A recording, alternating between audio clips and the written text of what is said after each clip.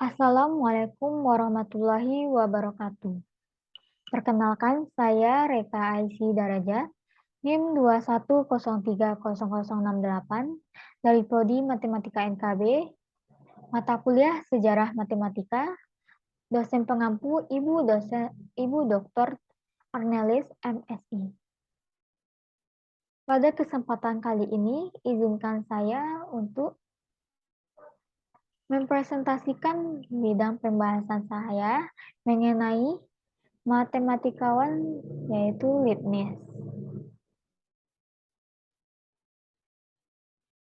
Yang pertama, Gottfried Wilhelm Leibniz adalah seorang filsafat dan matematikawan yang berasal dari Jerman. Ia terkenal untuk kontribusinya terhadap kalkulus. Ada beberapa kontroversi yang berkata bahwa Sir Isaac Newton lah penemu kalkulus, tetapi di mata Leibniz bukan itulah kenyataannya. Dapat dilihat pada gambar seperti ini, yaitu Gottfried Wilhelm Leibniz.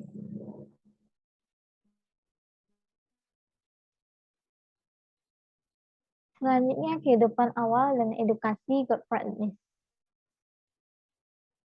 Leibniz lahir di Leipzig, Jerman pada 1 Juli 1646. Ayahnya bernama Friedrich Leibniz dan ibunya bernama Katharina Schapmuth. Leibniz menimba ilmu di sekolah Nikolai School. Di saat umurnya menginjak 6 tahun, ayah Leibniz meninggal dunia. Leibniz pun menenggelamkan dirinya pada pengetahuan sejarah, misi matematika, dan subjek lainnya. Pada tahun 1661, saat ia berumur 14 tahun, ia mulai mengikuti jejak ayahnya dan mulai kuliah hukum di Universitas Leipzig. Ia juga mulai belajar matematika di Universitas Jena ketika liburan musim panas.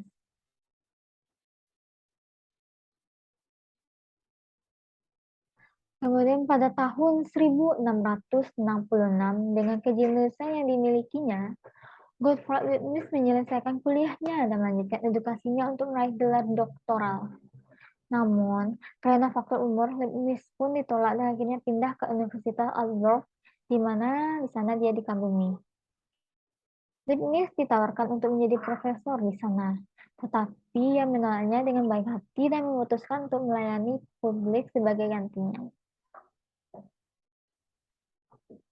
Kemudian penemuan dan kontribusi yang dilakukan oleh Gottfried Wilhelm Leibniz.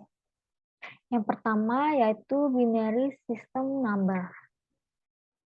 Pada sekitar tahun 1670, Leibniz ini menemukan sistem bilangan biner yang digunakan sebagai fungsi dan operasi komputer.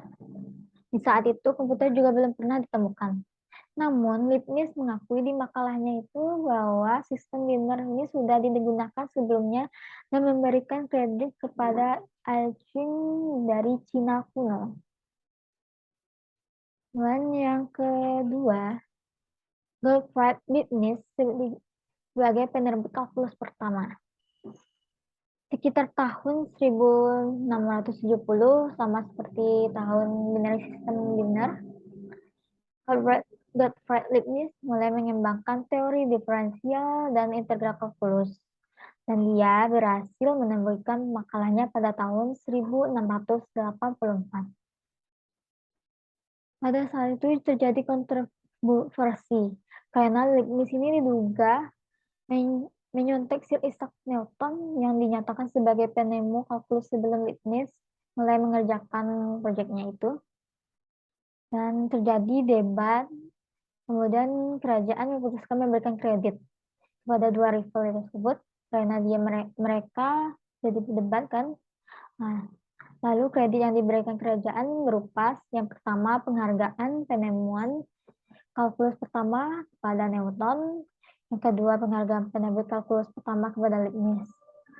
Meskipun judul bapak dari kalkulus diberi kepada Newton, kita pun sekarang memakai notasi yang ditulis oleh Leibniz seperti DY/dx untuk diferensial dan notasi berbentuk S untuk integral. Kemudian yang ketiga yaitu matriks. Leibniz membangkitkan kembali metode mengatur persamaan linear menjadi sebuah array yang sekarang dipanggil matriks. Metode ini sebelumnya sudah dirintis oleh matematikawan berasal dari Cina yang bertahun-tahun yang lalu, tetapi sudah lama tidak digunakan lagi. Kemudian akhir hidup dari Gottfried Wilhelm Leibniz. Leibniz telah membuat penemuan yang penting di dalam ranah filosofi dan matematika juga. Namun Leibniz meninggal pada tanggal 14 November 1716 karena dilemahkan oleh penyakit, dilecehkan oleh kontroversinya, dan sakit hati karena pengabaian. Sampai detik terakhir, Leibniz pun dibenci oleh masyarakat. Eckhart, yaitu seorang sekretarisnya, adalah satu-satunya pelayat Leibniz. Bahkan ada saksi mata yang berkata bahwa Leibniz ini dimakamkan lebih seperti orang perampok daripada dirinya yang sesungguhnya. Oke, demikian yang dapat saya sampaikan.